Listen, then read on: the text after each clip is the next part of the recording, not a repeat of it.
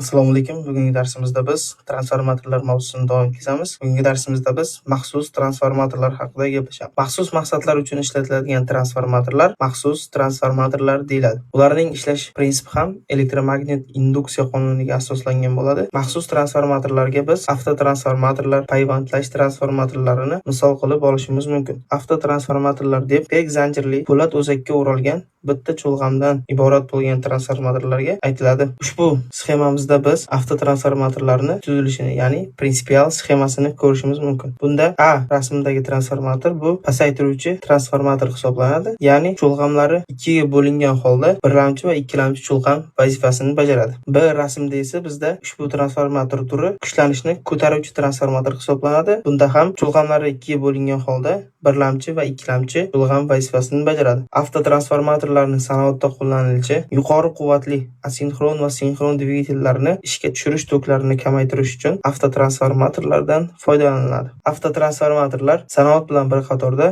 laboratoriyalarda ham keng qo'llaniladi. Laboratoriyada qo'llaniladigan avtotransformator turi bu laboratoriya avtotransformatori, ya'ni qisqartirib LATR deb ataladi. Bunda turli xil tajribalar uchun kuchlanishni istalgan qiymatda rostlash imkoniyatini beradi. E'tiborlaringiz uchun rahmat.